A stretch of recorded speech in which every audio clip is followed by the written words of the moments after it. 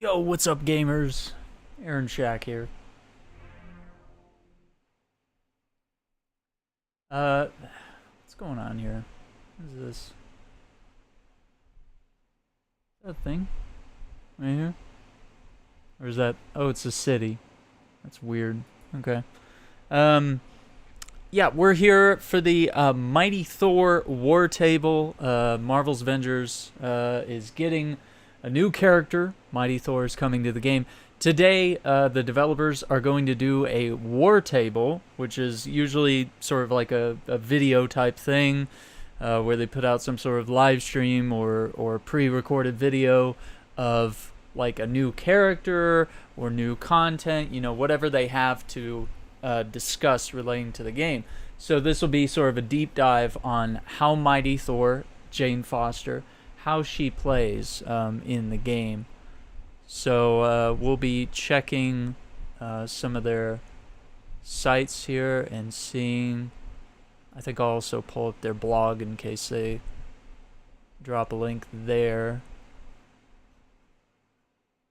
But yeah, they said they'd start this at about 9 a.m. Pacific, which is, 11 a.m. Central, and that's noon for those of you Eastern time. So yeah, here in about 10 minutes. What's up, Kong? How's it going, dude? Let's see. Kujiza Kai says hi. Hello. Tommy says, don't understand why she's the first to come out. There's others that are better. Okay, yeah, that's fair. I mean, I think the good thing, the way we could look at this right now, is that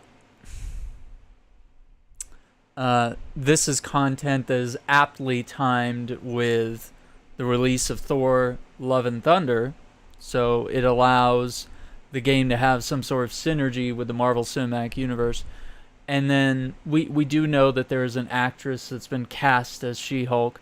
We do know that She-Hulk is coming to this game, even though it hasn't been officially announced. And, we also know that, obviously with the show coming out soon, it would make sense to have She-Hulk queued up within a reasonable amount of time. And I do understand the frustration that Mighty Thor is kind of like a Hawkeye Kate Bishop thing, where it's not mirror characters per se. They've done a great job with characters so far that have been like very similar, like using the same weaponry or having similar movesets and stuff like that. So when it does come to Thor and Mighty Thor, there are obviously going to be some similarities, but the combat team has done such a great job to make the characters seem different. And it's going to be dope, because like as soon as you go watch Love and Thunder, you're going to want to play something. As a gamer, you naturally, you get home, you're like, what can I play to immerse myself further in this experience? And then having that right there at home is pretty dope. So She-Hulk hopefully coming soon and being, reasonable with the timing of the TV show, and hopefully the combat team just goes and crushes it again. But then what would we look for after that? What sort of characters would we want to see? And hopefully we'd see more diversity. Hopefully, I mean, this is just a way for them to get out a character very quickly, right? Because they haven't done anything. To be fair, they haven't done anything since last August. Unless you count Spider-Man, which came out around November, they haven't done anything for Xbox or PC players of the game since last August. So it's literally, we're 2 months away from it being a whole year of like no new characters, like no substantial new content since Wakanda dropped. And I think that's a fair comparison. Because the Spider-Man really just dropped the character. They dropped the character, they said, replay these old missions that you've played before, but you're going to unlock lore and a couple little cutscenes and conversations. And it looks like Mighty Thor is going to be the same way. They're just going to drop this new character, and then they're not going to give you like a new area to roam or like even a 4-hour campaign. Like literally just, play a little bit of, story missions that are already in the game, and then unlock some little lore things that you can read about the character and go from there. So I do find that disappointing. I will be fair on that. It's insane. Marvel Quest. Marvel Quest? Am I familiar with what that is? Because I play Marvel Puzzle Quest. Is that what you're talking about? Like a little... Was it like Bejeweled? We're matching gems or something? I've been playing... oh my gosh. The one I play the most, I have 2 of them. Or actually I have 3 Marvel games. I play Strike Force a lot. Like daily. Then I also have the Contest of Champions. It's basically a side-scroll fighter type thing, you know, just a 1v1 type thing. And then there's Future Fight, which that one kind of plays a lot like Ultimate Alliance, but, you know, on a mobile device. But yeah, all 3 of those games are, you know, working on all cylinders here. They're literally putting out characters, costumes, everything with every movie. Granted, they're mobile games. They don't have to sort of establish the AAA resources that a game like this does. So maybe it's not like the fairest comparison, but I mean, it's just really showing how you could do things right, with the right team, the right capabilities, you know, the stars aligning, all these things. Doesn't mean that I don't think Crystal Dynamics is not capable. I think they certainly are, and they kind of were one of my favorite developers. I'm not sure how I feel about them now, you know, 2 years into this game, but like the Tomb Raider games were absolutely some of my favorites.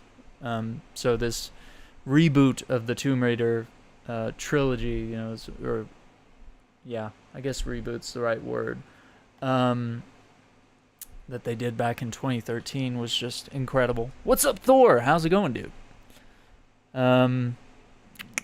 Ultimate Alliance. Yeah, and boy, I still need to finish Ultimate Alliance 3. I just kind of forgot it existed, and I don't know, maybe we should stream that sometime. Yeah, they're constantly updating Strike Force and Contest of Champions, and I haven't played Puzzle Quest. I don't know if I could get into that, and of course Future Fight. But I think Strike Force being one of the newer ones. And then I have Future Revolution, but I haven't gotten into that one. What's up, Stardust Avenger? Welcome to the stream. Yeah, we're just a few minutes out from this Wartable here that the developers are going to drop, and we'll take a look at the footage. We'll analyze what's going on, and we'll definitely have a good little discussion about it. Ultimate Alliance.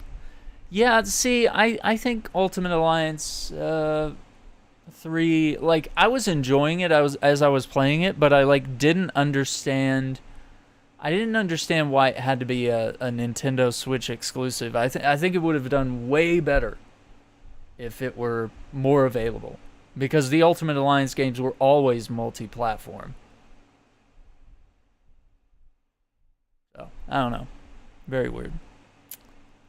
But yeah, you know, I'm excited for a new character. I'm excited for this character. I'm just not excited that, you know, she's not really coming with anything exciting. You know, we're not taking a trip to Asgard to stop Loki from taking control or something like that, you know. A couple new level layouts are added with Jane Foster. I hope so. I think that would be very optimistic, Marvel Nerd. Welcome to the stream as well. Based on you know, what the developers said in that blog post, I guess it was a couple weeks ago, it really seems like this is going to be a hero event, which is what they did with Spider-Man. So if you weren't too crazy about how they handled Spider-Man, where they just sort of dropped him into the game and they were like, you unlock little lore cassette tapes if you play old missions of you know, just going into AIM labs and beating up AIM robots. And I'm like, seriously? Like, we were hyped to have a new character. We were hyped to have Spider-Man in the game, but it was like, you introduced him in like the weakest possible way you could have. You know, he has a great gallery of villains. You know, there were so many cool reasons that you could have brought him in to the Avengers world, and then obviously if he were multi-platform, you know, you could have made him a core part of the team and told a story, much like they did with Miss Marvel, you know, where she just became the core of reuniting the Avengers and becoming an important fixture in the Avengers, whereas Spidey is just kind of a throwaway character in this game. They just kind of brought him in, they're like, yeah, there he is, and then they're like, we don't talk about him anymore. Like, so it was terrible. Okay, we're just a minute or two out. I don't know. They don't even have like a premiere set up or anything. So I don't know what's going on. And I don't see that they're live on their Twitch page either. So not exactly sure how they plan to drop this right now. So if I'm a minute or a few seconds behind, just bear with us. We'll get it pulled up as soon as possible. Okay, I do see that they have a blog post this morning. Maybe. Okay, we'll look at this blog post later. We can recap that. Oh, the video is marked as private. So they have it embedded on this blog post, but the video is marked as private. Okay, so we'll just give it a second. I'll keep refreshing their page here. Let's go over here. That way we're ready. Yeah, anybody have any opinions, predictions, any of that stuff? Are you excited to have Mighty Thor in the game? Yeah, I'm just gonna literally just keep refreshing this page here. So yeah, we'll take a look. We'll watch all the footage, and if we need to watch it back, we certainly can. But yeah, they have this new blog post here, and we'll take a look at that because it's dated June 27th. So should have something interesting there to read. You know, maybe some extra stuff we can look at. Okay, it is 11 a.m., so let's see. I'm just going to refresh everything, see what happens. See, video unavailable.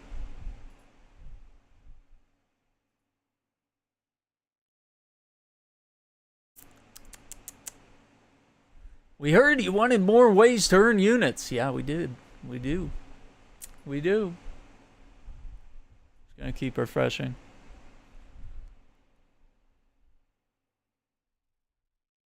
Yeah, hopefully we get some new stuff. I mean, just, you know, even this little scene here, if you guys watch this little video, sort of an animated look at how she's introduced from the game. She comes through like a tachyon portal or whatever, from an alternate universe.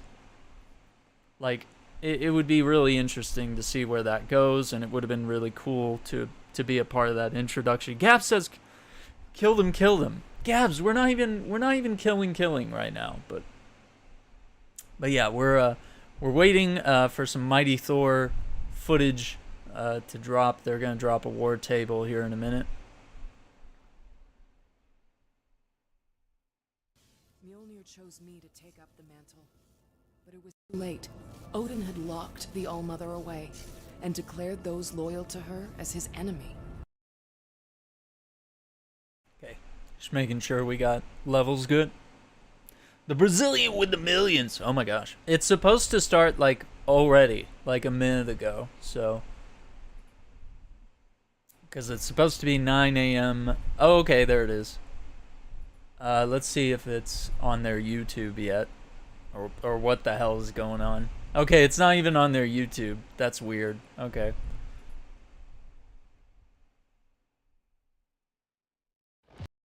Okay, so it's about 6 minutes long, and then we'll check out this blog post here.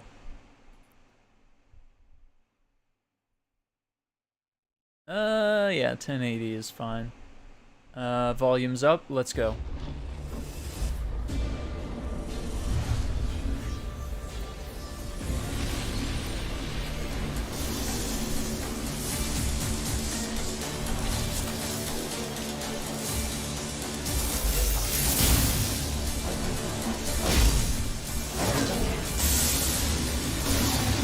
Jane Foster is the mighty Thor, for she is worthy. Dude. Assemble your team, Midgardians. The Goddess of Thunder has arrived in Marvel's Avengers. Our new hero, Jane Foster, is the mighty Thor. She is a ferocious force of nature with even more precise control of Mjolnir. She, like Odin's son before her, is Thor. Her new twist on playing as a god of thunder means new team compositions and fresh co-op play. This allows original approaches to community events, endgame Omega level threats, and raid challenges. Jane Foster is a gifted doctor known for her skills and compassion for others, but fate had an even higher calling for her as the legendary goddess of thunder, the mighty Thor. The story of Jane's epic transformation into the goddess of thunder originates from the iconic comics written by Jason Aaron. She first appeared as the goddess of thunder in issue 1 of 2014's Thor. After Thor Odinson becomes unworthy to wield his hammer, Mjolnir sits dormant on the moon. Many try to pick it up, but none are deemed worthy. Until Jane, who is battling cancer, hears Mjolnir calling out to her. Wielding the awesome weapon, she transforms into the mighty Thor. Her adventures continued in 2015's Mighty Thor series and 2019's War of the Realms, culminating in an epic conclusion of Jane's arc when she transcends mortality and is reborn as Valkyrie. Man. In Marvel's Avengers, That's cool. Jane, the mighty Thor, is torn from an alternate timeline through a rift in space-time caused by tachyon anomalies. In her alternate timeline, Jane became the goddess of thunder when Thor gave up Mjolnir after A-Day, stricken with grief over the tragedy and Jane's cancer diagnosis that followed. When Jane takes on the powers of Thor, her illness is held at bay. There's no going back to her normal life now. She must fight on as the mighty Thor. Wow. Moves and abilities. Jane's mighty Thor possesses all the strength and power of a god of thunder and is a wielder of Mjolnir. Long years of watching Thor Odinson up close have allowed the good doctor to fight with Mjolnir like a natural-born god. However, Jane's relationship with Mjolnir isn't that of a son of Asgard, and she deploys the mighty hammer in ways that Odinson never did. Jane's unique talents with Mjolnir begin with All-Mother's blessing, her new unique intrinsic ability, and God Tempest, her new overcharge, inspired by the Elder God sealed within Mjolnir. Okay. All-Mother's blessing builds its overcharge meter with melee attacks and once full, unleashes her God Tempest, which increases ranged hammer damage and creates shockwaves with each hit. Okay. All-Mother's blessing and God Tempest can be modified with mastery skills to boost damage, increase the strength of shockwaves, and improve intrinsic generation and duration. In her comics, Jane frequently shows more finesse with Mjolnir than the Odinson, and that shines through in several new features in her combat kit. This includes Quickfire, a new ranged attack combo that allows the mighty Thor to make a second, more powerful ranged attack by timing her next throw as she catches Mjolnir on its return. Okay. Jane's abilities, such as her ranged power attack, draw their inspiration from the epic combat in the comics. A great example of this is the Seek and Pin upgrade to her ranged attack, Oh, that's which empowers cool. Mjolnir to seek out and pin enemies without needing to aim. Her That's masterful cool. control even extends to melee strikes with Earth's Finest, which adds a hammer toss to her light attack combo for extra reach. Jane also puts her own spin on classic Odinson moves like Headstrong. She relies on her Thunder Kick, a brutal front kick that sends enemies flying. Okay. Mighty Thor's kit culminates in the All-Weapon, her brand new ultimate heroic. Drawn from the pages of her Thor and Valkyrie runs, That's Jane dope. sends Mjolnir to seek and destroy nearby enemy targets on its own. Meanwhile, Okay. she calls forth Undiarn, the All-Weapon, to protect herself, reducing all damage taken while smiting her foes. The All-Weapon has a full set of specializations and allows you to customize Mjolnir's strikes, making them faster and channeling powerful shock status against nearby enemies. That's Jane so can even cool. use Mjolnir as a personal orbiting defense shield. The addition of the mighty Thor creates new team opportunities by adding a third flying warrior to the Avengers roster. True. Jane leans into Thor's lightning-driven kit while adding exciting new abilities like epic enemy obliteration with Undiarn. Oh, here we go. In addition to her awesome godlike combat abilities, Jane has a variety of outfits drawing inspiration from the comics. Yeah, there's the Valkyrie one. That one's pretty dope, too. Additionally, Jane boasts unique takedowns, emotes, and nameplates. She also has her own hero challenge card and mission chain, allowing you to earn special rewards, including exclusive cosmetics and intel documents that delve deeper into Jane's story. The Goddess of Thunder brings fresh gameplay to Marvel's Avengers. Jane's mighty Thor is an unstoppable force of nature that new players and seasoned vets alike will want to experience. Our recent changes to the leveling flow in Update 2.3 and event rewards in Update 2.4 make gearing a new hero smoother and more rewarding than ever. It's a great time to jump back into Marvel's Avengers, so get your team together and call down lightning on your foes. Okay. Okay. June 28th. I want to know what time, though. I mean, I feel like noon is the usual drop time here, like noon central. This is dope. Okay, so what do we think so far, just after the initial look at Mighty Thor? I think they showed a lot of stuff here. Like, let me try to find it. Yeah, they showed a lot of... Let me just, like, mute it. We'll play it in the background while we talk. Like, they showed a lot of scenes like this where she was doing, like, the exact same moves as Thor. And, like, that's not the flex you think it is. You know what I mean? Like, where she's just, like, literally doing the same, like, 4-hit combo as Thor. Like, I was like, you should show, like, what makes her different and special. Which they did. They did. But, like, you know, the first initial reveal, I was like, what are you trying to do right now? Because, like, it's not going the way you think it is. Yeah, because we look at, let's see, it's probably, like, right here. Yeah, like, they're showing that, like, that looks exactly the same. Like, they're showing that she has a lot of similar animations. I can tell that a lot of her moves are a little faster. Right, they just show her, yeah, even the slam attack like that, you know, it's a dope attack, and I would expect her to have it, but it's like, man, they really are kind of showing, like, a lot of the same stuff. Will Mighty Thor have a story? Well, as far as I can tell from what the devs were talking about, is that, you know, it's sort of just going to be like the Spider-Man thing, which when Spider-Man came to the game, it was like, you just replayed, like, other missions and completed objectives, and then you unlocked like little lore tapes that you could listen to and stuff, and there were like a few cutscenes, but it was like, you know, not a bona fide story like, you know, War for Wakanda or like the Hawkeye and Kate Bishop operations. You know, I feel like an operation should be the bare minimum for how they bring characters in. I do not like this hero event thing where they're just like, they just throw a new character in. They're just like, oh, well, like, you know? And, yeah, it seems like she throws the hammer really quick. I mean, I feel like there's a lot of speed with that. I like this quick fire thing that you're able to, like, send out a second hammer toss there. Let's go back and just, like, sort of... We'll pause and like look at stuff and kind of get a closer look at what's going on here. It looks like another Spidey situation. Yeah, like I'm very excited. I'm very excited, but yeah, it does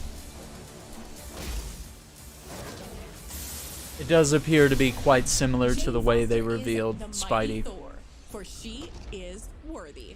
That's pretty cool. I like the clothesline. That's a good attack. Assemble your team, Midgardians. Okay, so I think has arrived in Marvel's Avengers. Our new hero, Jane Foster, is the mighty Thor. She is a ferocious force. Dude, just look at the detail. Like, the armor looks great. I think they've done a great job with that. Okay, so obviously this is a very similar attack to Thor's R1 ability, or right bumper ability, the Assault Heroic. And then they showed stuff like this, where it's like the exact, like, I get that they're going to recycle stuff, and it's kind of cool, but, like, Show us some new For things. her You know is what I mean? Thor. Her new twist on playing as a god of thunder means new team compositions and fresh co-op play. This allows original approaches to community events, endgame Omega level threats, See, she's got a little bit of flair. She's spinning the hammer around a lot. challenges. Jane Foster is a gifted doctor Looks cool. known for her skills and compassion for All right, others. let's skip the But whole fate like had character even bio higher thing. calling for her as the legendary goddess of thunder in Marvel's Avengers. We've already seen that. Strict on the powers of Thor, her Okay. illness is held at bay. There's no going back to her normal life now. She must fight on as the mighty Thor. Yeah, moves and abilities. Jane's mighty Thor possesses all the So see, that's the same combo right there, where it's like you press, was it like X 3 times and then Y, or square 3 times and then triangle for those of you on PlayStation. It's that same 4-hit combo right there, which it's a dope combo, but it's like, come on, strength man. and power of a god of Can we go back? Yeah, let's watch that move Jane's again. mighty Thor possesses all the strength and power of a god of thunder and is a wielder of Mjolnir. And of course it's doing like my favorite attack, you know, the signature attack Possesses where all she the strength and power of a spins the god of hammer thunder here is a and wielder stuns the of Mjolnir. enemies. But it's definitely faster. Like Thor definitely feels clunky in comparison, but you know, he also does like a lot of AoE type damage and stuff like that. A lot of big slow and slam attacks and stuff like that. So she's going to be a little more nimble, so Long it's going to years be of interesting. watching Thor Odinson up So yeah, they just keep showing stuff like this and I'm like, come on, man. have allowed the good doctor to fight with Mjolnir like a natural-born god. However, Jane's relationship with Mjolnir isn't that of a son of Asgard, and she deploys the mighty hammer in ways that Odinson never did. Jane's unique talents with Mjolnir begin with See, I like this. I actually like this little hammer frame here ways in that Wakanda. Odinson never did. Jane's unique talents Look at with that. Mjolnir begin It's doing like a bunch of quick tosses with the hammer.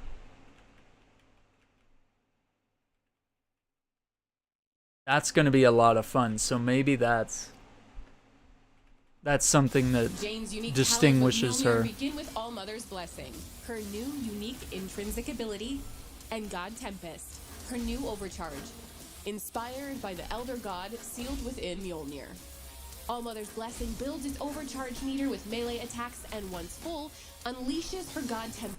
So see, it's building with melee attacks. So once again, it's starting to emphasize play that's not based around ranged abilities, which if you've been playing Marvel's Avengers for like the past 2 years, like ranged stuff is kind of the meta, right? Like because there's so many enemies that like fly around and float and you know, they have so many devastating AoE type attacks. It's kind of made ranged attacks the meta with how people create their builds and stuff, you know. Not a lot of people do melee because it's dangerous to get in there and you just can't stack up the amount of damage you can with ranged and also just not take damage or try to avoid taking a lot of damage. So the fact that that bar is going to fill up with as a result of melee attacks gives you reason to sort of keep your build flexible, I guess, and not just sit there and throw the hammer all day long. Because honestly, I think that's boring. If you just do the hammer toss all day long, it's like that. It's just not exciting. It's way more fun to punch stuff or hit it with the hammer, you know. So okay, and we're looking at this as well, so we can see the new symbol for the ultimate showcases under yarn right there.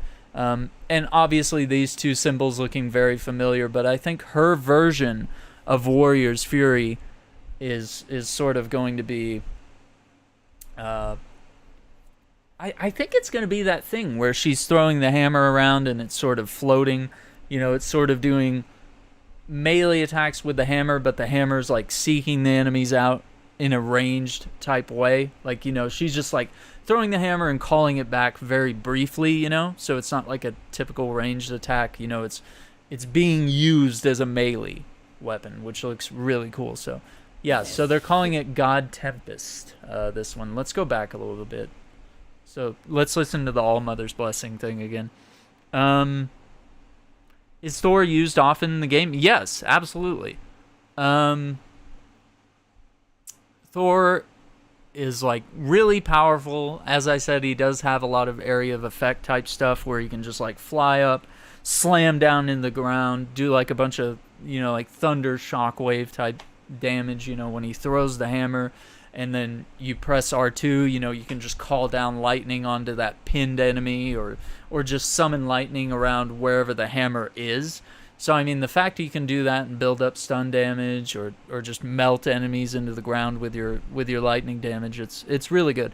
Yeah, and I mean, I just have a hard time jumping around because I'm trying to play as everybody. I'm trying to level everybody up. So it's like, and my Thor is already like incredibly powerful, so that's the only reason I don't play as him a whole lot, is just because he's already in a good spot at the moment. Inspired by the Elder God sealed within Mjolnir. Allmother's Blessing builds its overcharge meter with melee attacks, and once full, unleash. See, I think that's what it is, because they are showing the way she's throwing the hammer here during this melee combo right here. So I think that's part of Allmother's Blessing, and that's going to be the L1 attack right here. So that right there is the one that you hold Y or triangle, and you do like a heavy slam on the ground. That one's really great too. Allmother's Blessing builds its overcharge meter with melee attacks, and once full, yeah, see how she's kind of throwing the hammer a little bit. Which increases ranged hammer damage and creates shockwaves with each hit. So we can do shockwaves and ranged hammer damage. We reused animations. Have fun! I mean, a little bit. Yeah, I mean, it's definitely there, but we're also seeing a little bit of nuance. But yeah, not an incredible amount. Not too much nuance here with the character. But I think maybe we'll see it when we get hands-on. We'll see the similarities and the differences. But obviously some of the similarities that we're seeing here with Thor, like the heavy slam and the signature attack, like those are the best moves. Like, I don't know if the best moves in terms of damage. I mean, maybe they are. But like, they're just like such a signature thing that Thor does, and such a, they're like the cool things you want to be able to do in a game that's about Thor, Mighty Thor. So, I mean, it's good that she's using these attacks. Skills to boost damage, increase the strength of shockwaves, and improve intrinsic generation and duration. Okay, so intrinsic generation, duration, making the shockwaves better. We can see here God Tempest activated for 10 seconds. It's increasing range damage. In her comics, Jane frequently shows more finesse with Mjolnir than the Odinson, and that shines through in several new features in her combat kit. Okay, so what you're seeing right here is how that second toss of the hammer is going to be more powerful than the first. And if you watch, she's gonna glow, or I think the hammer glows whenever it comes back, which is indicating to you, the player, that you need to throw it again at that specific timing. Shines through in several new features in her right there, yeah, very brief flash right there, like right as soon as she caught it. And they'll show it again. They'll show it again a little later in the video. I was just trying to catch it outside. So right there, boom. Kit. This includes Quickfire, a new ranged attack combo that allows the Mighty Thor to make a second, more powerful. So right there, it kind of flickered very, I don't know, yeah, we can't even catch it going frame by frame here. But yeah, let's listen to how Quickfire works. Ranged attack combo that allows the Mighty Thor to make a second, more powerful ranged attack by timing her next throw as she catches Mjolnir on its return. See, that's really cool. So if you've seen how I've been playing as Captain America lately, I've done that, oh gosh, I forgot what it was called, but I've done that skill with the shield where if you throw it as soon as he catches it, and you'll see the shield sort of like, there'll be like a white sparkle whenever Cap catches the shield. And if you throw it, then I think it does like 35% more damage or something. And then like I already have like a certain amount of damage on like crits, headshots, all that type of stuff. So it's like I can basically one-shot a lot of basic enemies and do major damage to more elite type enemies, as long as I'm getting crits and then timing the throwing of my shield. So seeing that with the hammer is actually really dope. So let's watch the quick fire thing again, because you notice the first toss, it knocks the enemy back a little bit, but then that second toss, like, they just straight up fly into the mountain. Like, watch this. Yo! More powerful ranged attack by timing her next See that? That's so dope.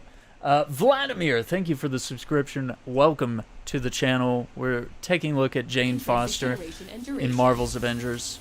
In her comics, Jane frequently I went too more far back. with Mjolnir than the Odinson, and that shines through in Look at several this. new features in her combat kit.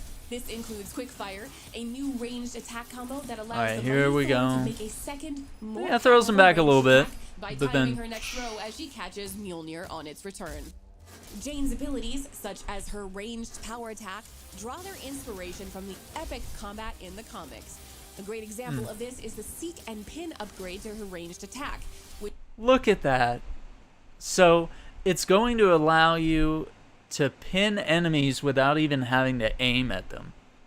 I'm interested to see how that's going to work and whether people are going to want to actually use that in their builds. comics. A great example of this is the Seek and Pin upgrade. Look at how to that her guy ranged just attack, gets pinned to the which tree. empowers Mjolnir to seek out and pin enemies with See, she wasn't really directly upgrade to looking her at ranged these attack, enemies. which empowers Mjolnir to seek out and pin enemies without needing to aim. That's pretty Her cool. masterful control even extends to melee strikes with Earth's finest, which adds a hammer toss to her light attack combo for extra reach. A little Jane hammer also puts toss. Okay, so it's a light attack combo that's been doing all those, like, Her masterful control even Kinda extends to melee strikes mid-range with Earth's hammer finest, tosses here. which adds a hammer toss to her light attack combo for extra reach. With It's Earth's really out cool. needing It's to giving aim. her a little bit Her of masterful reach. control even extends to melee strikes with Earth's finest, which adds a hammer toss. Because that is kind of my one complaint with Thor. When you are in melee combat, like, if you're fighting an enemy that's this close, you're good. But if they're, like, that far away, you kind of have to, like, lunge towards them, you know? Or just hope that maybe you hit them by the time you hit the end of your combo, that you're just, like, near that guy and you get him with the final hit or something, maybe. So, yeah, the fact that she's going to have these sort of, like, little mid-range hammer tosses that she's worked into her melee Powers combos, Mjolnir to that's seek pretty out cool. and pin enemies without needing to aim. Her masterful control even extends to melee strikes with Earth's finest, which adds a hammer toss to her light attack combo for extra reach. Yeah. Jane also puts her own spin on classic Odinson moves like The thunder kick. Look at this. Okay, so what Thor does is he has a headbutt, but she's going to do a thunder kick instead. combo for extra reach. Jane also puts her own spin on classic Odinson moves like Headstrong. She relies on her Thunder Kick, a brutal front kick that sends enemies flying. The mighty... Okay, but here's my other complaint. Usually it's weird. Usually I don't like to send enemies flying. So, like, with most of the characters and most of the builds I have, I try to make sure I do attacks that keep the enemies around me rather than, like, knocking them away. Because if you knock them away and then they're, like, stunned and queued up for a takedown, then you have to, like, run over there before the takedown meter depletes and then, you know, do a takedown, get your heroic orbs or health or whatever you've chosen to get back when you defeat an enemy via a takedown. Or you're also, like, knocking enemies away, you know, preventing yourself and other players from being able to, like, get in there and continue getting combos and stuff. So, like, I haven't found a way where knocking enemies away in this game has been conducive at all. Unless you're just, like, literally about to get owned and you just need some breathing room. I mean, maybe that could be the reason to want to do the kick. Also, can we just talk about, like, how dope the cape looks? Like, we're seeing some long hair and braid, little braided section right here. And, like, it's also really leaning into, like, the Norse mythology, you know, kind of the furry, like, warrior type armor here. Like, this really looks dope. Like, Thor's armor is a little more regal. It's, you know, he's sort of the prince of Asgard or whatever. You know, and Jane is sort of coming in a little bit more as kind of a warrior here, a Valkyrie. Without needing to aim. Her masterful control even extends to melee strikes with Earth's finest, which adds a hammer toss to her light attack combo for extra reach. Jane also puts her own spin on classic Odinson moves like Headstrong. I love that relies kick. On her thunder kick, it does a look brutal cool. front kick that sends enemies flying. The Mighty Thor's kit culminates in the All Weapon, her brand new ultimate. Okay, so the all weapon here, and it starts with like an attack that's gonna blow everybody back. The Mighty Thor's kit, because as we can see right here, culminates in the All Weapon, boom, her brand new ultimate heroic. Drawn from the pages of her Thor and Valkyrie runs, Jane sends Mjolnir to seek and destroy nearby. Dude, look at how it appears. Just so like, and you even see the chain that comes with it. Dude, it looks so... Look at how it just, like, materializes. Let's just watch it frame by frame, and then I'll go back.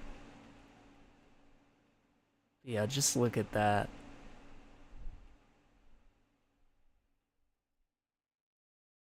Yeah, they've done a really great job with, like, visual effects, particle effects, all that kind of stuff. And obviously, we see Mjolnir out here just basically doing what Hawkeye's Hunter Arrow does, where it's just like auto seeking out enemies, but the hammer's just out there doing like shock damage and just like run around. Maybe it has an option to like pin enemies or something, or like knock them down or something, or stun them in some sort of meaningful way.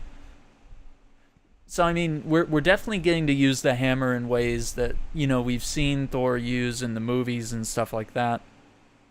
But, you know, obviously just wasn't enough room in his kit unless they ever come back and start expanding skill trees or adding, gosh, what would you call it that Destiny has? Subclasses, where it's like you get a completely different style of play. Nearby enemy targets on its own. That's so cool. Meanwhile, she calls forth Undiarn, the All Weapon, to protect herself, reducing all damage taken while smiting her foes.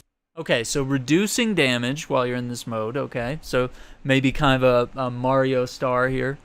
The All Weapon has a full set of specializations and allows you to customize Mjolnir's strikes, making them faster and channeling powerful shock status against nearby enemies. And then you also have the option to just have the hammer do circles around you, which, you know, could potentially... Obviously, what we're seeing it do here is it's like it's attacking the enemies, helping you like extend your combos or whatever, or just like quickly, maybe even build up stun damage. I'm obsessed with stun damage. All I want to do is takedowns, all right? So whether that's useful or not. The All Weapon has a full set of specializations and allows you to customize Mjolnir's strikes, making them faster and channeling powerful shock status against nearby enemies. Jane can even use Mjolnir as a personal orbiting defense shield. That's pretty cool. The addition of the Mighty Thor creates new team opportunities by adding a third flying warrior to the Avengers roster. There should have been a storyline. I really agree. I really agree, Elmer. Welcome to the channel, by the way. Everybody, make sure you're liking the video, subscribing to the channel, supporting us here. We do incredible work here. We do a lot of comic book-based games and just a lot of variety gaming in general, but we do a lot of Marvel's Avengers. We do a marketplace breakdown on Thursdays where we look at the new cosmetics in the game, talk about any updates and stuff, and of course when there's news coverage, I'm always here doing that. But yeah, I think there should have been some sort of storyline bringing her in. I mean, I know some of us might have seen the video where she's coming from a different universe and she like falls in through a tachyon portal and ends up joining our Avengers here.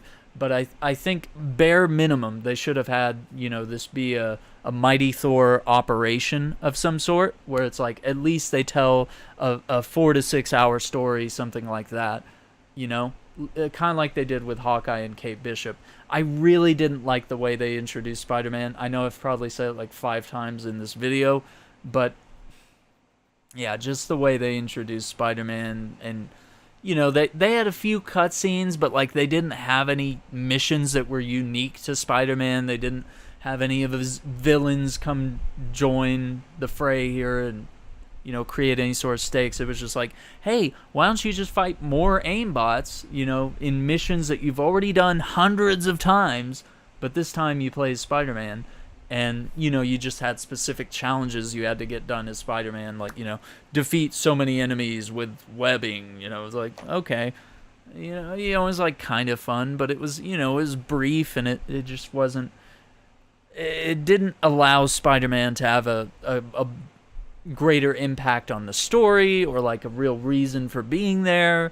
And of course, ever since, you know, they've just kind of let Spider-Man go by the wayside, because obviously he's only on one platform out of 3. So you have like 2/3 of your gaming player base that, you know, just doesn't get to experience his character. So they were like, well, why make it meaningful? Like, why tell a big story that people are going to miss out on? It's like, well, why even do it to begin with? Like, it's horrible. It's stupid. So, I mean, we're kind of at the same thing here, where it's like, okay, you're introducing a character that everyone gets to play as now, right? But you're just not bringing her in a very meaningful way. I mean, it could have been really cool to, like, have Asgard as a little social area that you could go to, and maybe there's missions to do in Asgard or any of the 9 realms or whatever. And maybe that's impending content that's coming on later on down the line for the game. I feel like it's inevitable, you know, obviously based on Thor's iconic storyline here. You know, we're obviously, you know, hopefully going to see Loki at some point during our playthrough of Marvel's Avengers. Hopefully something happens there. And hopefully the introduction of Mighty Thor is just going to build to that epic moment that maybe at some point Thor is going to be called back to Asgard, and he's going to get to bring the rest of the Avengers with him to deal with stuff. Yeah, I definitely want more stories. Yeah.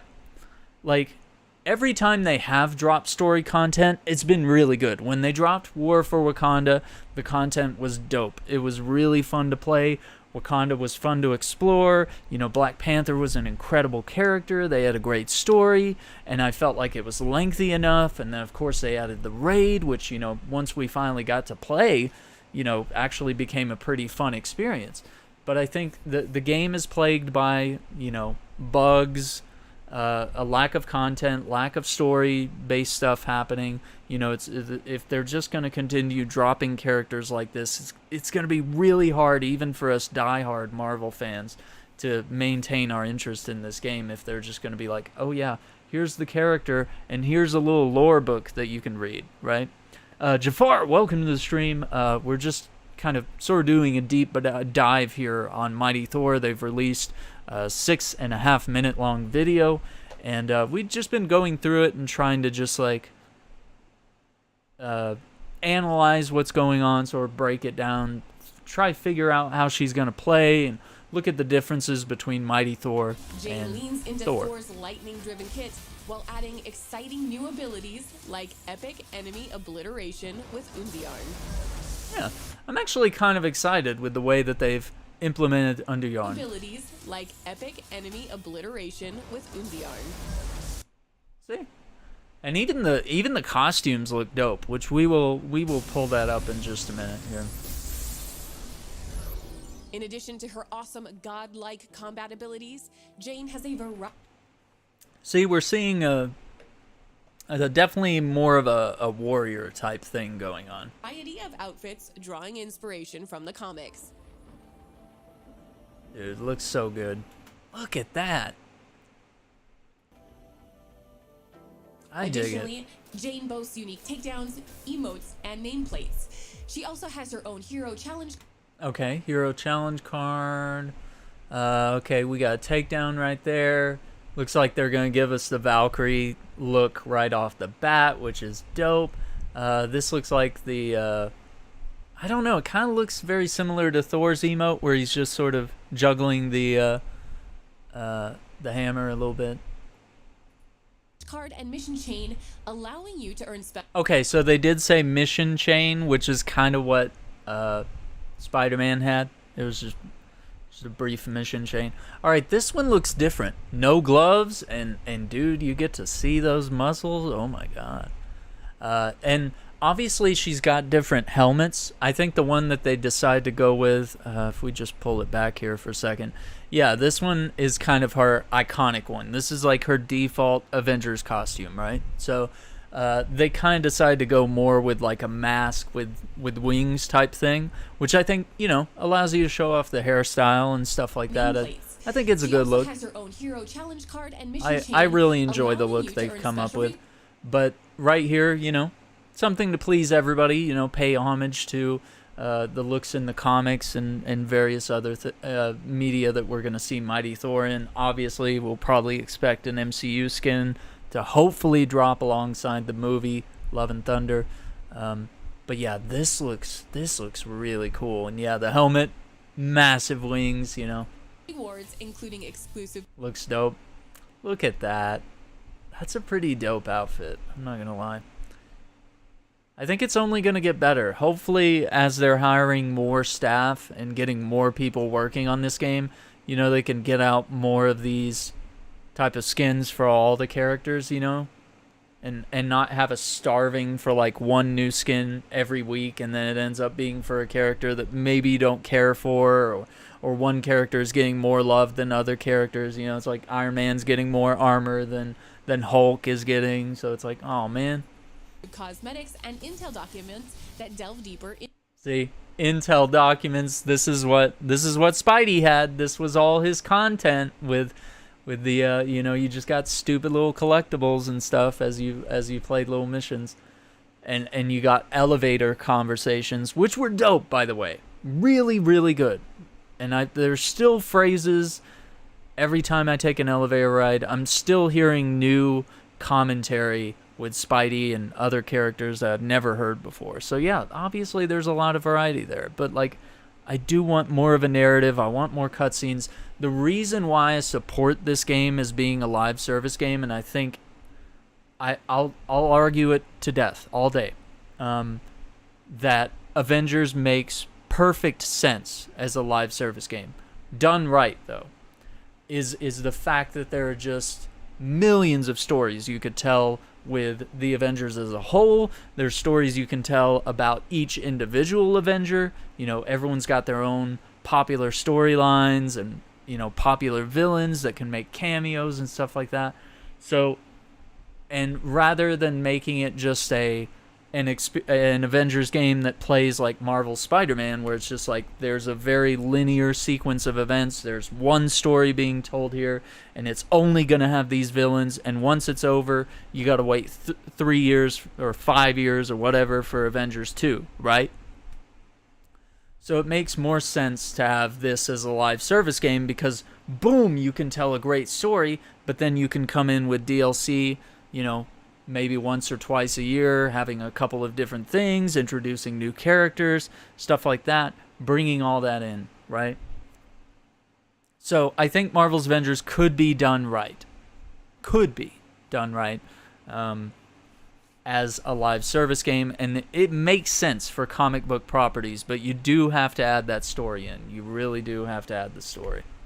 So that's the thing I'm disappointed, is that we're not seeing more of a narrative. We're not seeing more cutscenes, voice acting. Oh gosh, what's the other thing? Motion capture. That's really showing. It's really showing when we're not seeing more mocap scenes in the game. It really makes it less emotional.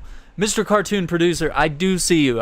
Welcome to the channel. I was just kind of trying to get through our rant here at the moment. Did the Bifrost just glitch? You know what they... okay, so she doesn't do the Bifrost thing. She has... If we go back here... She has the all-weapon Ultimate Heroics. So she summons Underyarn right here. You'll see it right here after Thunder Kick. The Mighty Thor's kit culminates in and then Mjolnir. So she summons Underyarn, and then she sends Mjolnir around, just flying around and like bashing into enemies, dealing shock damage. She can use it as a shield. You'll see right here. From the pages of her Thor and Valkyrie runs, Jane sends Mjolnir to seek and destroy nearby enemy targets on its own. Meanwhile, she calls forth Underyarn, the all-weapon, to protect herself. reducing all damage taken while smiting her foes. The All weapon has a full set of specializations and allows you to customize Mjolnir's strikes, making them faster and channeling powerful shock status against nearby enemies. Jane can even use Mjolnir as a personal orbiting defense shield. The addition of the Mighty Thor creates new team opportunities by adding a third See, once again, the combat team is kind of carrying the game. They are really, they've had a gift with each individual character. They've been able to really figure out what makes that character unique, what ways have we seen that character play a specific way, whether it's in the comics and popular culture and movies and stuff. You can obviously see that they're inspired by certain movesets that they've seen there, and they've found ways to implement them in combat and make it fun and make it cool and make you feel like that character, and you get to feel powerful no matter which one you're playing as. So, I mean, they're really carrying the game. I just want to see more narrative development. You know, I don't just want to see us going into AIM labs or going into Wakandan mines, just running around beating people up. Like, I want to have reasons why we're doing stuff, you know. If we're introducing time travel and tachyon portals and parallel universes and alternate timelines and, you know, just the fact that any character could show up at any moment, or any villain. Obviously, they're, you know, based on some of their recent blog posts, they're looking at a more villain forward game here, where they're obviously starting to focus on, okay, we're bringing Modoc back, and AIM Island is sort of coming to the game as the Clone Labs experiment there. So, and that's going to be a challenging end game thing that's coming in the next patch after this. So, are we getting a story for her, or it's just her? Well, from what I've understood, by the way they've talked about her in the blog posts, which welcome, Sherman, welcome to the stream, it does seem like it's going to be a hero event similar to Spider-Man. Because they did mention that you're going to, like, unlock audio logs, which, you know, kind of disappointing, if you ask me. I think it's right here. Epic enemy obliteration with Umbiarn. Oh, no, wait. I think they did cosmetics next. Yeah. Variety of outfits, emotes, yeah, cosmetics look dope. Story. Yeah, here it is. Exclusive cosmetics and intel documents. Intel documents, just like Spider-Man had. Jane's story. So yeah, you're just gonna be unlocking like little audio things you can listen to, or like little documents you can read. So smash 40 robots, you know, you unlock a little thing where you get some lore on her. So, I mean, hopefully there will at least be a few cutscenes like there were with Spider-Man. And hopefully later on down the road, maybe there will be story implications. You know, we're obviously waiting for that payoff on Thor's iconic campaign, where we're waiting to see, like, is Loki still out there doing some mischief and stuff? Obviously, he was trying to manufacture some sort of Bifrost in Thor's iconic storyline. They were trying to figure out a way to do that. Hey, Mr. Cartoon Producer, thank you for the subscription. Appreciate that. Yeah, gamers, make sure if you're liking the content here, like the video, subscribe to the channel, ring the notification bell so you don't miss any of our live streams, news coverage. We do a lot of gaming stuff here, a lot of comic book stuff, variety gaming, Marvel's Avengers every Thursday. We take a look at the cosmetic store every Thursday as well, talk about what's in there. And anytime there's news coverage or new content to play, we're on it. And then me and the boys usually hop on PS5 on Thursdays, and Thursday nights, and we try to do the raid or like whatever event is around, try to chase some exotic gear, and we talk about comics and stuff. So it's really cool. Yeah, I'm really hoping that this is just a stepping stone, them just trying to get their footing here. You know, I think it's good that they're releasing a character here alongside Thor Love and Thunder. It makes sense, right? And then hopefully when She-Hulk, the Disney Plus series, comes out, hopefully the timing will coincide that they'll be able to drop She-Hulk in the game as well, and then go from there, right?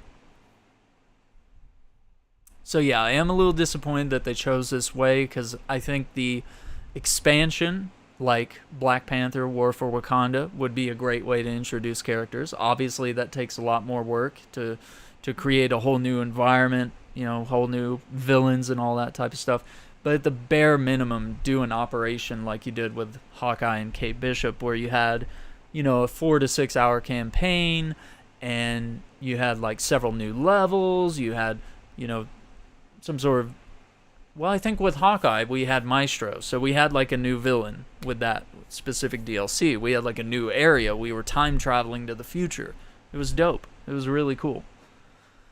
Yeah, so it is good that we are getting another flying character. Yeah, definitely so. And from what we've sort of gone back and looked at, you know, some of her moveset, a lot of it's going to be somewhat similar to Thor, but I like what I'm seeing here that's different. It seems like she's going to be faster. She's going to have some mid-range hammer tosses that she's working into her light melee attacks.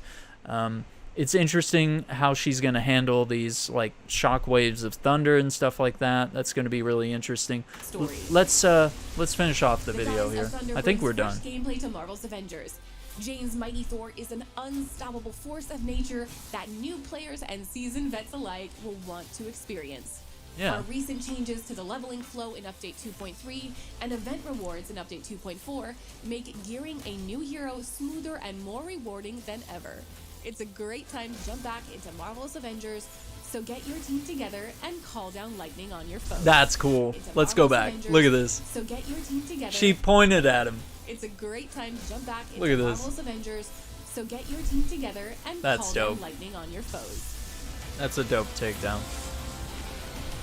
Her precise hammer throw. Yeah, that you do the first toss, you call it back, and then the hammer shines as you catch it. And then if you throw it back immediately, it's like a, you know, Cap has it with his shield as well. If you throw it as soon as he catches it and throw it back out again at that precise timing there, it does like extra damage, throws the enemy back even further. It's really cool. I'm actually really excited for this stuff here. Yeah, Sherman, absolutely. So last thing I want to take a look at here, let's actually look at, they dropped a new blog post here, so let's just read and see if there's anything else we can learn here from the new blog post. This just dropped today, and I found the video there as a result. Let's see.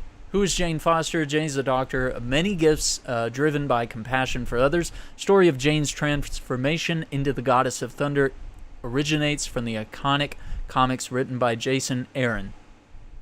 She first appeared as the Goddess of Thunder in issue number 1 of 2014's Mighty Thor. After Thor, Odin's son, becomes unworthy to wield Mjolnir, it sits dormant on the moon. Many try to pick up the legendary hammer, but none are deemed worthy. That is until Jane, who is battling cancer, hears Mjolnir calling out to her. Upon wielding the awesome weapon, she transforms into the mighty Thor, and her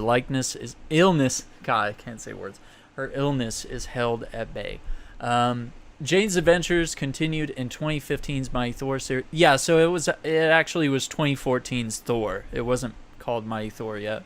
But yeah, then in 2015 they called it the Mighty Thor series. 2019's War of the Realms, culminating in the epic conclusion of our arc when she transcends mortality and is reborn as Valkyrie, and then she has like a whole run as Valkyrie.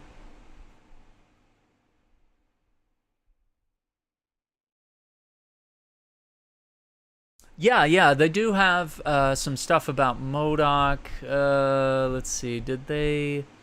God, when was that? 2.4.1.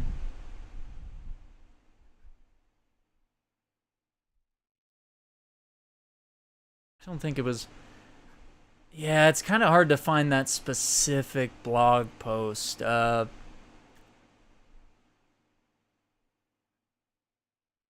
don't feel like it was that long ago. Marketplace updates. No, it wasn't that one. Yeah, they keep teasing us with Loki. Yeah, they really are. I don't think it was that long ago. Yeah, so that was last week when they gave us a first look.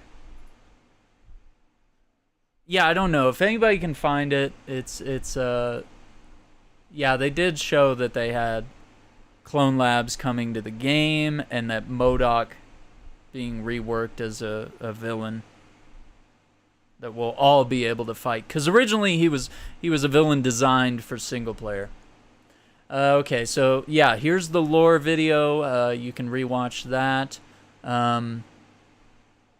Mighty Thor is torn from an alternate timeline. This is how she's being introduced in Marvel's Avengers.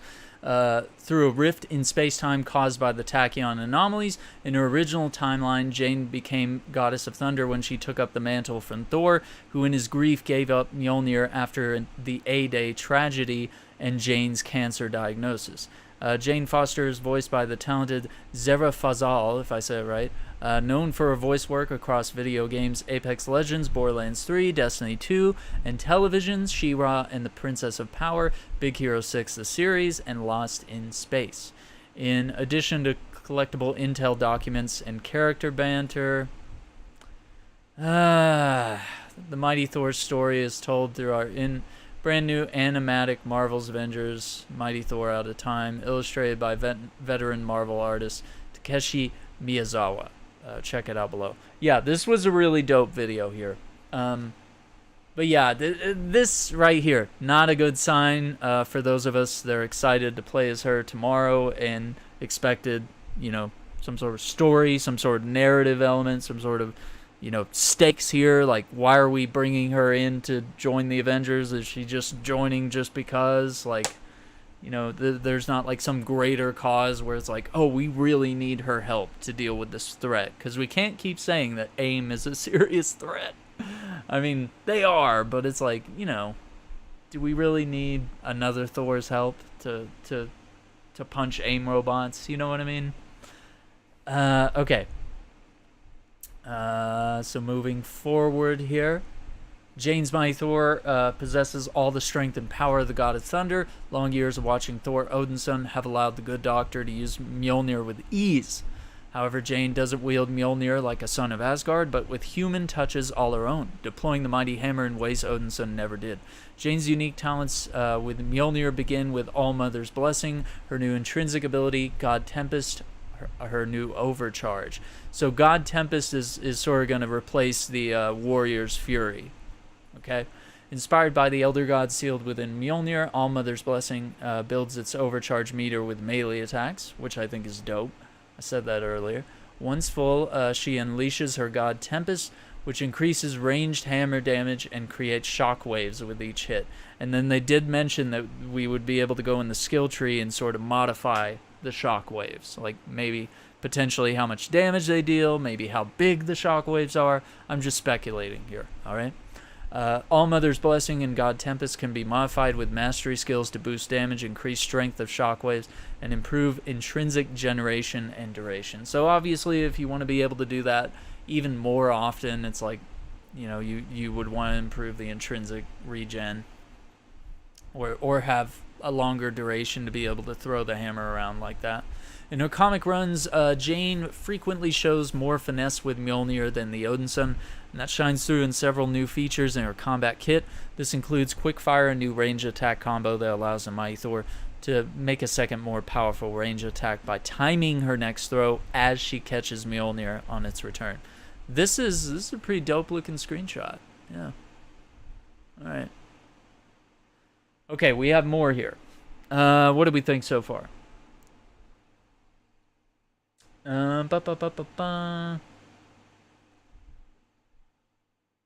Yeah, I would really hope to see that.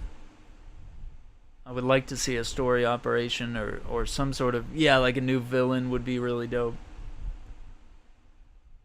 Yeah, I mean, I would love to be surprised. I would love to be proven wrong. It's just everything that they're revealing here seems to be setting expectations in a certain way that it's probably just going to be, here's the character and some audio logs. Have fun. So Jane's abilities, such as her ranged power attack, also draw their inspiration from epic combat in the comics. A notable example of this is the Seek and Pin upgrade to her ranged attack, which empowers Mjolnir to seek out and pin enemies without needing to aim. So it's sort of going to auto-aim, and I wonder how it's going to decide which enemies to go for. Because obviously we saw it where she was just throwing it at one enemy.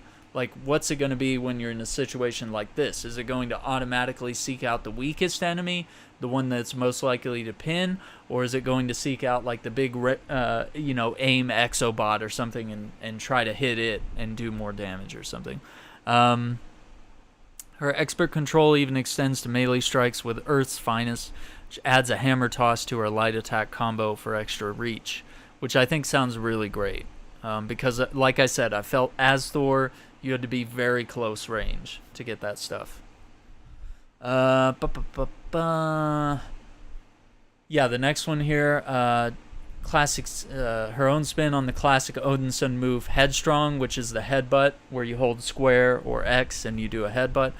She relies on Thunder Kick, which is a brutal front kick that sends enemies flying. So I'm hoping that either builds up like a decent amount of stun damage or like, gives you some room to maybe close in on your enemies. Yeah. You enjoyed the video. Thank you. Thank you, Mr. Cartoon Producer. Appreciate that.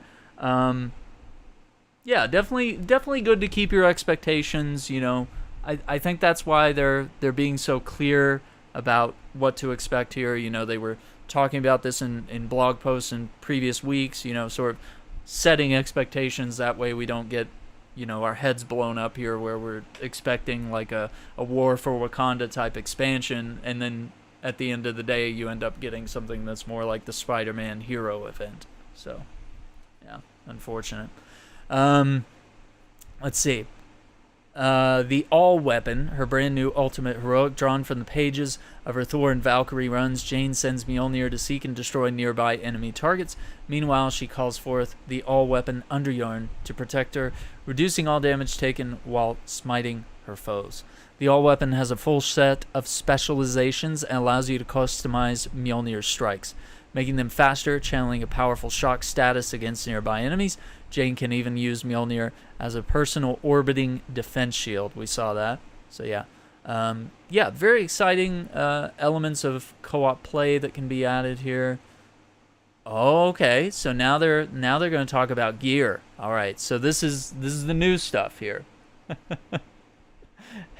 Hey, thanks for hanging out with us, Mr. Cartoon Producer. People, don't forget to like the video, subscribe to the channel if you haven't already.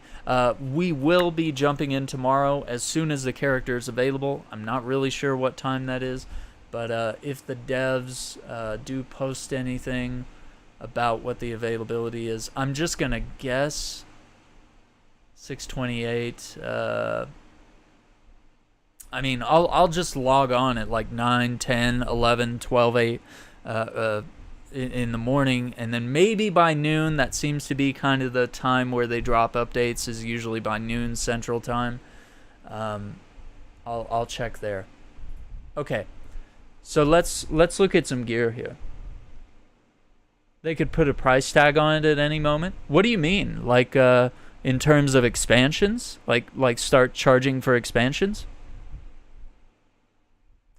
I've mentioned this in the past. If charging for expansions gets us better content, I do not mind. Every time Destiny has come out with a new expansion, and Destiny 2, they charge you like $30 a year, right? Every fall or so, they usually have a new area you can roam, a new planet to explore, a new storyline, an enemy to defeat. Like, I wouldn't mind throwing an extra $30 at the game for that, But they're choosing to make all their money from cosmetics, and rather have all the content be free, which a lot of people would freak out if they went back on that promise of, hey, once you own the game, you're good to go, So I don't know. It's a difficult conversation to have, but it's always a meaningful one to have. It'll probably work like Hawkeye's arrow. I think you're right in some ways, Merlin. Yeah, I think the way they've shown Mjolnir sort of zipping around during her ultimate attack, the All Weapon, and the fact that she uses Underyarn to continue doing melee and range damage while Mjolnir's out there flying around. She's not like totally, defenseless or anything, just because the hammer's out there doing its thing. So it's pretty cool. All right, so let's look at gear. Let's see what we've got here. Jane will share many gear perks with Thor when looking at gear stats. These perks will feature Thor's icon Mjolnir. Gear perks that are unique to Jane with her icon and feature hero-specific specializations. For example, classic set gear perks will focus on perk synergy and highlight ranged focus abilities while improving the capability of each heroic attack. Critical recall. When returning to your hand, any target hit with your hammer will be a critical hit. Interesting. So as soon as you recall the hammer and catch it, are they saying that the next hit will be a critical hit? I think that's what they're trying to say here.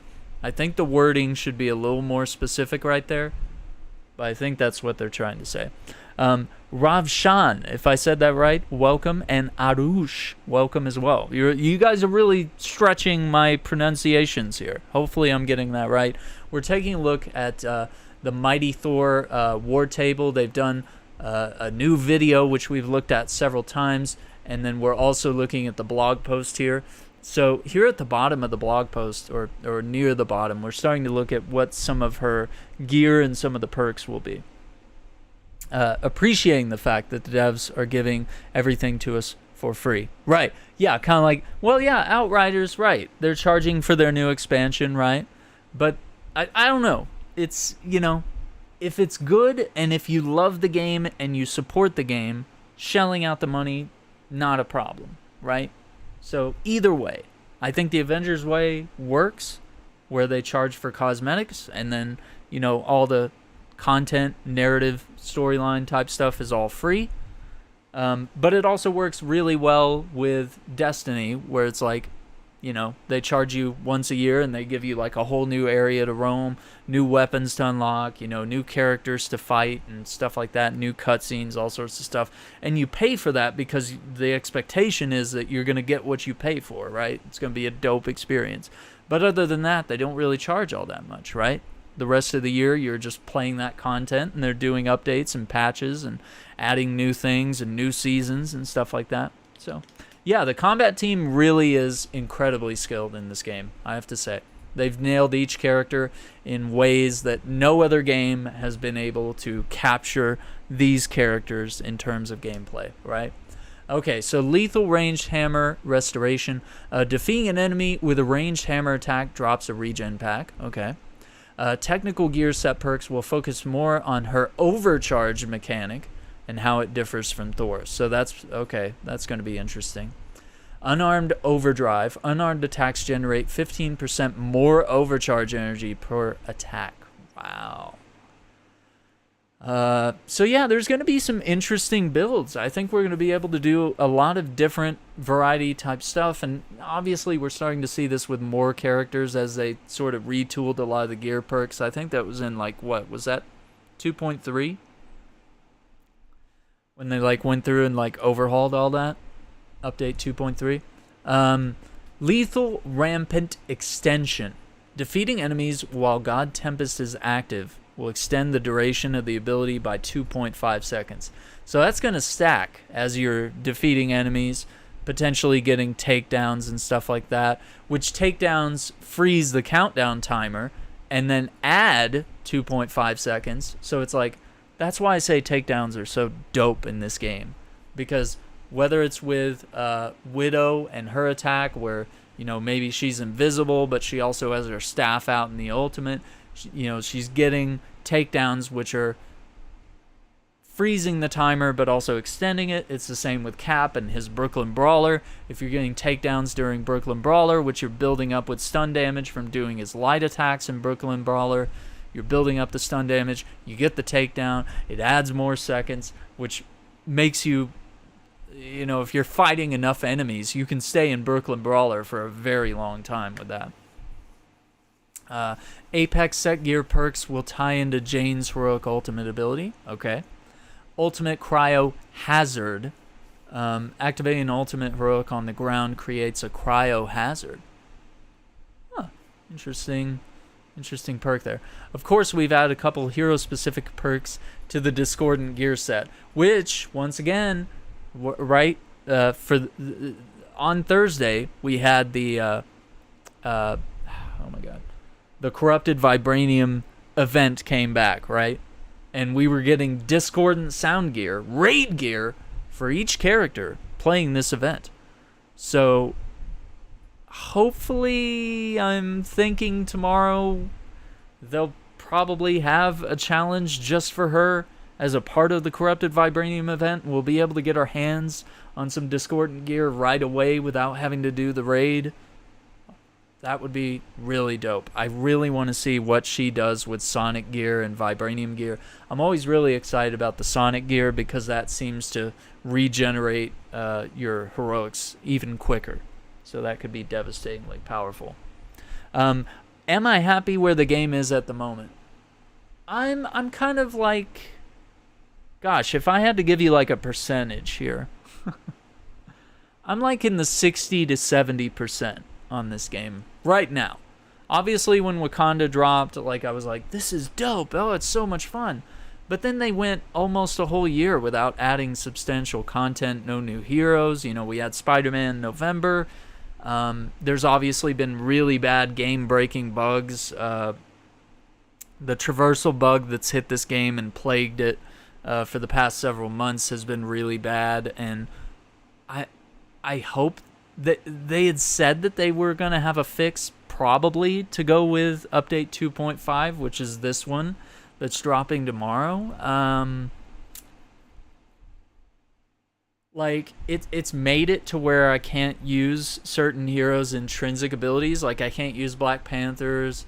Hulks are kind of temperamental. I can't use Thor's intrinsic while he's in the air because he goes into, like, a weird A pose like this. And so he doesn't maintain his hover while I'm, like, calling down thunder. So, I mean, if that traversal bug gets fixed, I feel better about the game. But I still feel like it's been 2 years since the game came out, and it hasn't really achieved the vision that we want for it. And I also probably don't think it's at the vision where the developers want it either. So I think it's becoming something, and hopefully this is just a sign that things are getting better and better. Because, I mean, Wakanda was dope. They showed what they could really do with expansions for the game. But, you know, I don't know. It's just very complicated. That's the best answer I can give you. So, like, my expectations are tempered. You know, I'm always excited when new stuff comes to the game. But if there's not new stuff to the game, I'm really only playing this game on Thursdays when there's new content, new event, and me and the boys get together and we play together. So other than that, I can't make this a game that I play like every day, you know, just all the time, just enjoying it so much and grinding for gear and having a great time with it because I enjoy Marvel and the world that they've created here. You know, it's just not quite that addictive because, Destiny 2 was like that for a while where I used to play it like 8 or 12 hours a day because I loved it. I wanted to get new gear. I wanted to get the new weapons. You know, it was just so much fun. You were addicted to the gameplay and the storylines, and there was always something to do, right? So this game kind of suffers from a lack of that at times. Okay, so Jane's style. This actually looks really dope. Let's take a look at some of her outfits here. In addition to her awesome godlike combat abilities, a variety of outfits, inspiration from the comics, takedowns, emotes, nameplates, her own hero challenge card, and mission chain, much like Spider-Man had, much like everyone gets, I guess you could say. Special rewards, exclusive cosmetics, intel documents. There you go. So this Valkyrie one looks really good. I like that.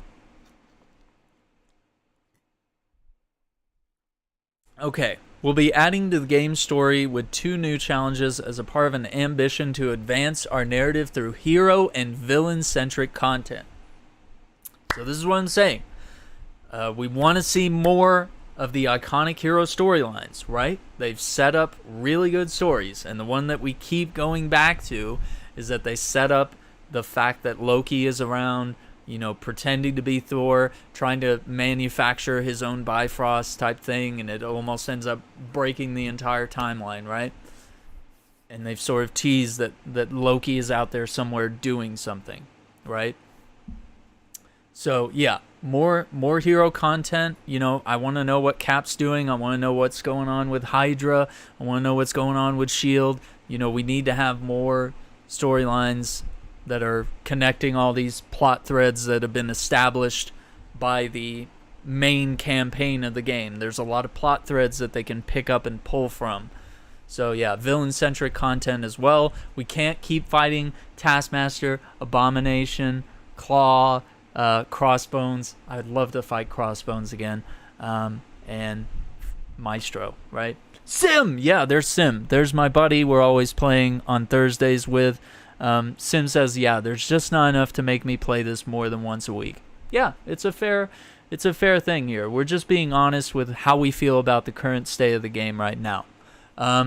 Okay, so yeah, villain-focused Warzone that will reveal Modoc's fate after the defeat of his Kree Sentinel, which we saw him crawl away after the events of the main storyline. All right. The Warzone leads us to AIM's Cloning Lab, a new Omega-level threat where your high-level strike team will challenge and defeat a revitalized Modoc in a new multiplayer villain fight, because, you know, the fight from the main storyline was very much created with single player in mind. You know, we were switching from hero to hero. You know, there were specific parts of Modoc's armor that you had to attack in a very specific way in order to deal damage, which was really dope. Cloning Labs will be a new endgame content that rewards conquering heroes with high power level gear from brand new exotic gear sets. So that's exciting. This is going to be our second Omega level threat, and so that means there will still be reason to go back and replay the Super Adaptoid fight, because that's different gear, and then there'll be new reason to play this one because you'll have different exotic gear. So, you know, more reasons to play, more variety of things to do when we do decide to play the game. Okay, there's the June development update. Okay, that's where it was. It was in June. I don't know if it was this one or this one, because I know someone asked about it earlier, and I wanted to be able to elaborate on it, but yeah, I just could not find it. Why am I not able to find it? I don't know. I don't think it was this one. Maybe it was. Oh yeah, this shows more of her. Yeah, we'll go back and look at that in a second. I don't know. I don't know why this doesn't link to that development update, so I can just find it and explain it in greater detail here. Let's see. I've always had a wish that this would last till Wanda comes in. Scarlet Witch has always been a character in my heart. Her whole story in the comics and the MCU too. I hope they make it last longer. I agree with you on that. I don't know if you knew, but there were mentions of Brother Voodoo, of Scarlet Witch, of Doctor Strange in the Wakanda DLC. If you go in there and talk to the sorcerer, I made some videos. I do have some video clips of that. I don't know if it'll pull it up.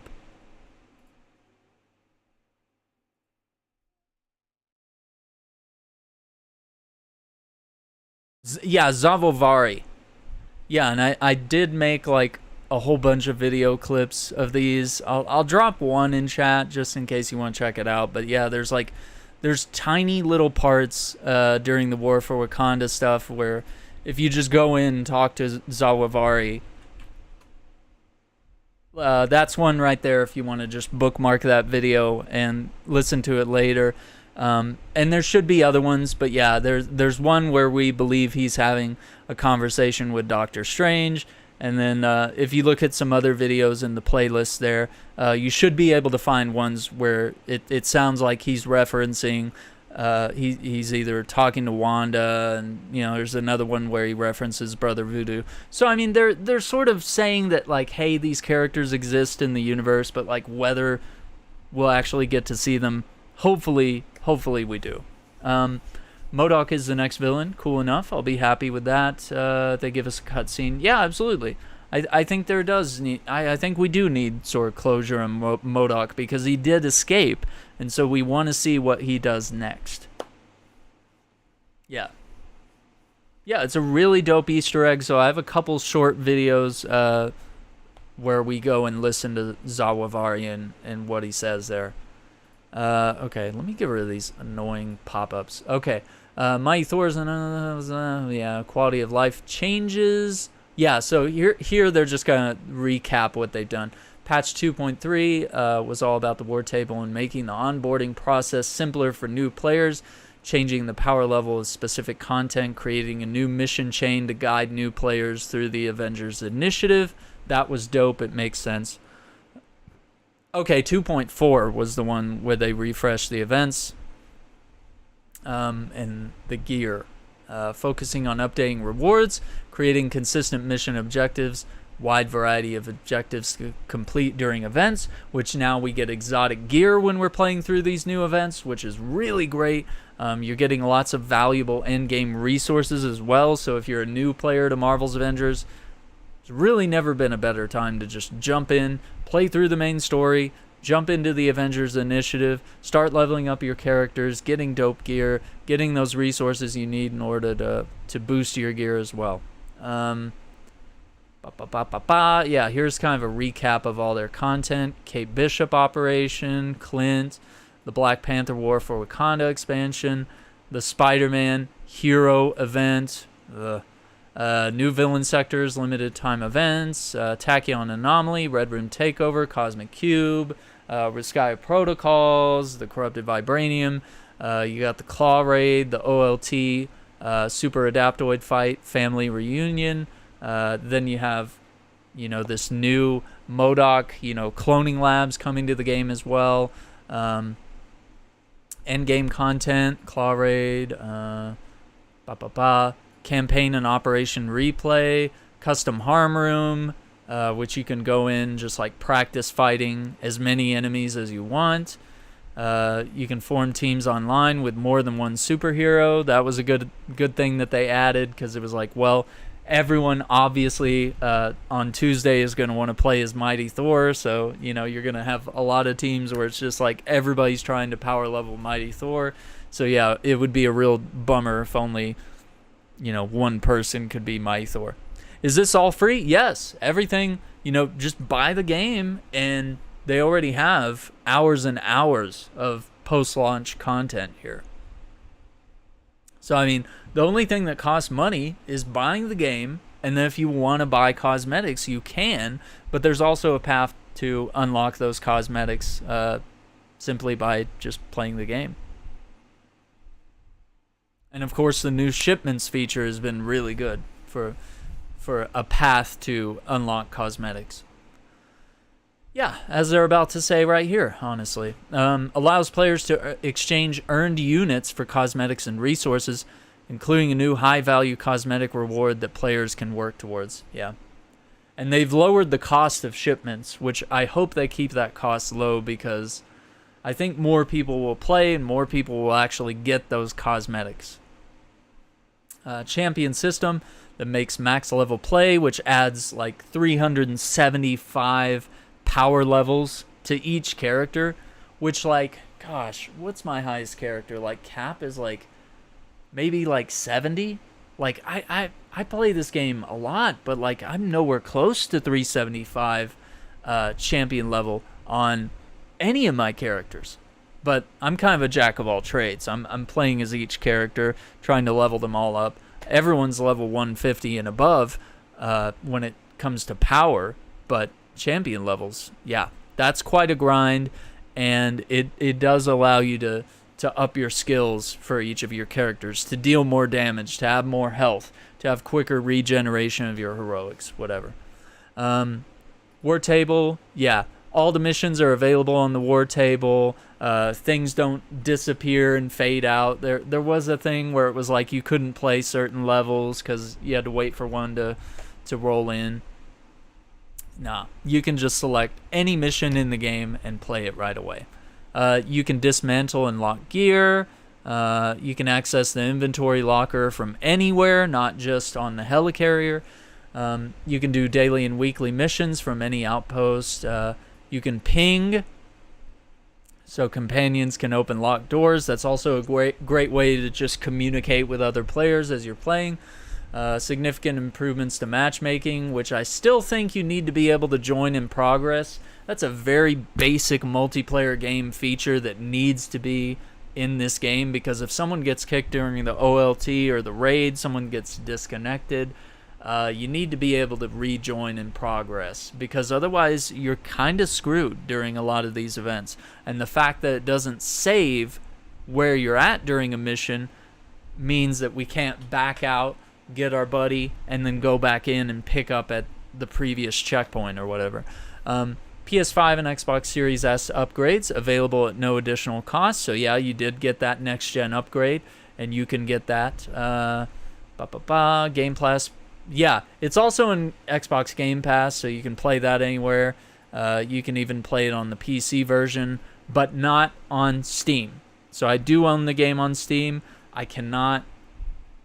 I think the way I understand it, I can't play with people that are playing on Xbox Game Pass on PC or via the Xbox app, the Windows PC version. So bummer there. Crossplay would be a great feature to include at some point. PC community is kind of dead as well, so just not really only reason I quit playing there. Outfits inspired by the MCU and iconic comics. Dozens of outfits inspired. Yeah. Capwolf. Nothing to Fear Iron Man outfit. The Asgardian Destroyer. That's pretty dope. Yeah. Game Pass Ultimate. Sure to grab your membership perks. Miss Marvel Future Suit. 3-day Hero Catalyst. Wow. 500 units. That's dope. PlayStation Plus. You get the same thing. Cool. Spider-Man on PlayStation. Once again. So yeah, a lot of information here. Let's go back and look at this. So see, this is Mighty Jane Foster. So that's more of an homage to her appearance in the comics. So we did see that. Yeah, no gloves on this one. On that right side, that looks dope. I like that. Dude, look at those muscles, dude. Man. All right, and then we got the Valkyrie outfit. So yeah, we're seeing like long hair and braids and stuff. We're seeing the devs sort of flex some different hairstyles. Okay, now this is the old. Oh my gosh, I can't believe they put this in the game.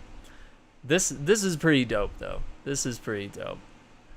You might recognize this looks inspiration from What If number 10 in 1977. So this is the first time, honestly, that Jane Foster picks up Mjolnir and ends up getting imbued with the power. So it's kind of a cool little what if story. It's cool that the character is grown now, and obviously we're seeing, her actually be not some sort of alternate storyline thing, but she actually becomes truly worthy. Let's see. Classically driven source design is faithfully expressed. They added embossing detail and extended loincloths. Yeah, so they couldn't show that that skin there, the upper thighs and the booty. Yeah. So it looks dope. Really cool. Also, look at the muscles, man. It's pretty dope. Pretty cool stuff. All those 375 champion level, 174 power people. Yeah, I think 175 is the cap for power. And when someone is that level and they join the game, I mean, it's game over. It's game over for the bad guys. But yeah, this looks really cool. This is classic. I love it. So yeah, very excited about some of this stuff that's coming to the game. I do have build videos as well for all the characters. Let's see. I think I have a build playlist specifically for what you're asking for. Let me see if I got it here.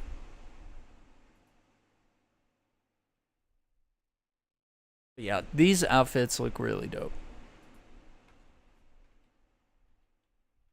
It's not letting me search my playlist.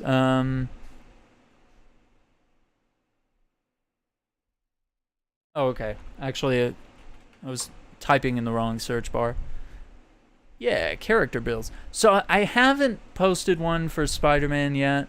Like I do have a dope build for Spider-Man, but yeah, right there. I think that's the.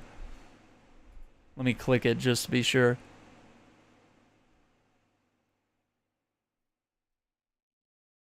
Yeah, so I've created builds for everybody but Spider-Man. I've just been putting it off. I was kind of waiting to like find really good exotic gear for him, but I think we're at a point where I could probably start working on a build video for him. But yeah, my Cap build is especially good. I'm really proud of that. My Widow video is really good as well because her heroics are just infinitely restoring. She can be consistently invisible. The plasma lasers on Iron Man is just like, it's a ridiculous build. It does so much damage. Yeah, they're all pretty dope in their own ways, but those are the ones I think they're like, you know, a big standout, right? Yeah, definitely check out the Hawkeye build. It's really good, and I think it was built around using his bag of tricks thing. And cosmic energy as well. Yeah, I really like this. I really like these. I like the outfits. I like the designs. I'm very excited. And it looks like this one is going to be unlocked at level 1 on the challenge card. So that's a really good incentive to have right from the get-go. I'm willing to bet. I'm betting that this is going to be at the end of the challenge card. I'm betting that's your level 40 unlock. That's just my guess. Is the comic homage to Mighty Thor. I don't think we have anything else to talk about. I mean, I think we've honestly hit all the big points here.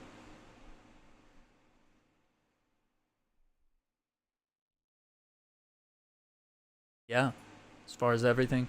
We've looked at some really dope gameplay. The character. I'm excited for this. So, as soon as this is available tomorrow, I'll kick up a live stream.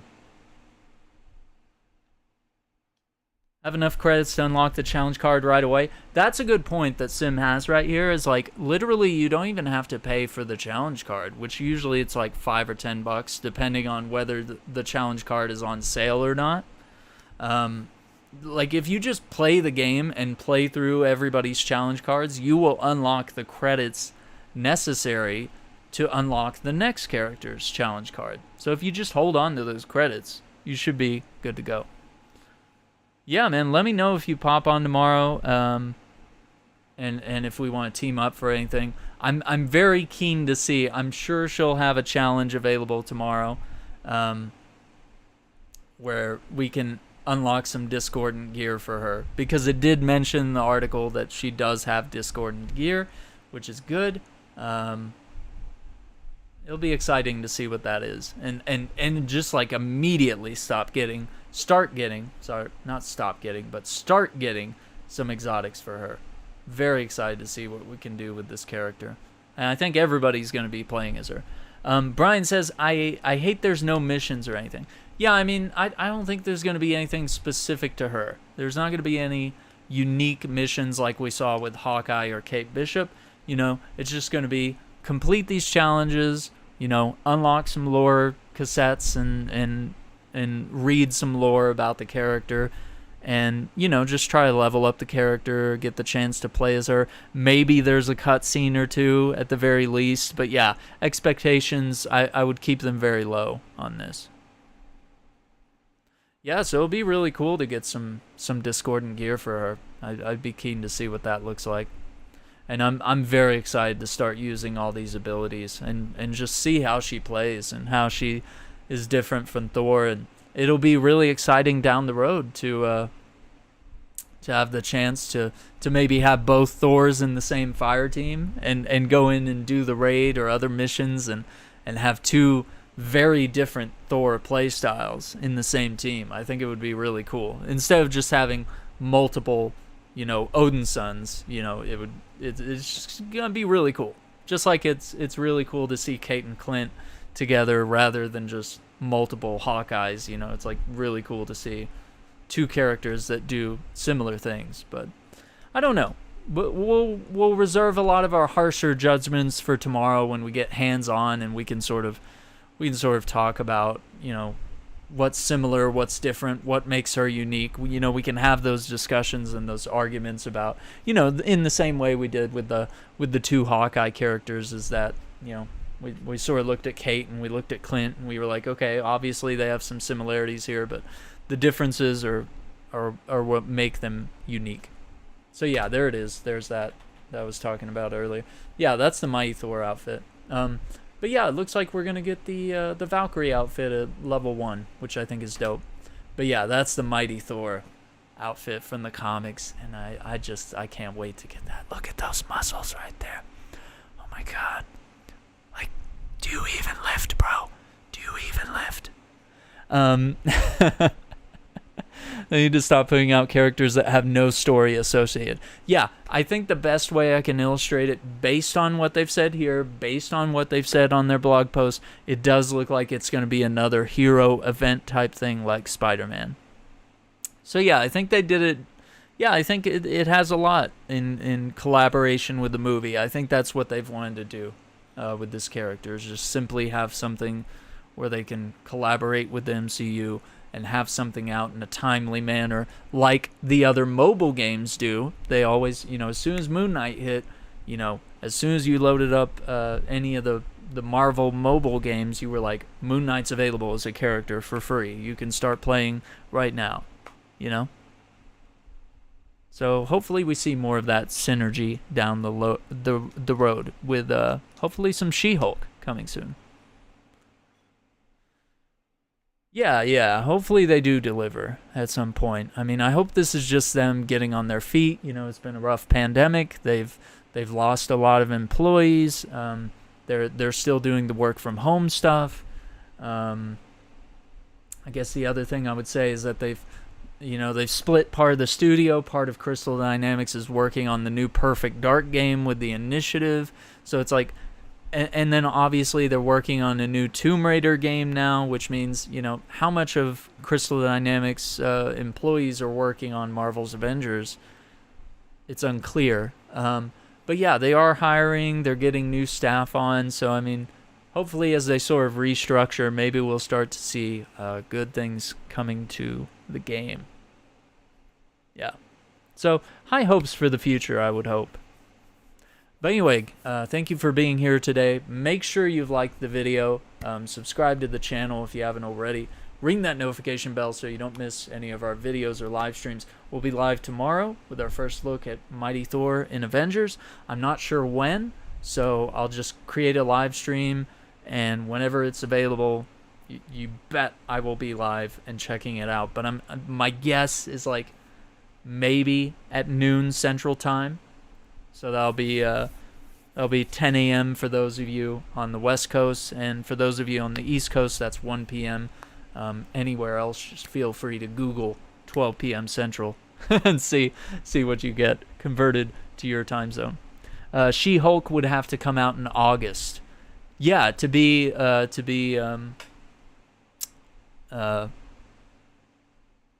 is it? Relevant, I guess would be the term there. Yeah, I think a few months apart between each character release is smart. I mean, I don't think it's great to wait as long as they have, because, I mean, Spidey was November, Black Panther was in August, and if you weren't playing on PlayStation, you haven't seen a new character since last August, and it's almost been a whole year. Thor, thanks for hanging out with us. Hope you have a good one. Take care. But yeah, I think I agree with all that. So yeah, we'll check out Mighty Thor tomorrow. And then, of course, me and the guys will be live on Thursday night with our usual Avengers stuff. And then, of course, Thursday at noon, I'll do a little marketplace breakdown. We'll see whatever the devs have released for that in terms of cosmetics, or if there's any additional news about the game. Maybe they'll start talking about what's coming next post Mighty Thor, right? So yeah, I think we'll cap it right there. Thank you for tuning in for this coverage. It's been really dope. I didn't think we would have this much to talk about around like a 6-minute video here of Mighty Thor, but there's honestly a lot of excitement, a lot of stuff that we could look into, and sort of did a deep dive here. So it's been a dope 2 hours. So Really cool. But yeah, I appreciate you guys, and we'll see you soon. I think I do put out videos every day and live streams and such. So yeah, we'll probably have something going on tonight. It's either going to be more Resident Evil 2 remake, or maybe we'll start Batman Arkham Origins. We've been replaying the Batman Arkham series. So we did Arkham Asylum and Arkham City. So we're going to do Arkham Origins next. So I don't know. We'll see. So thank you for watching. Take care. Have a good day.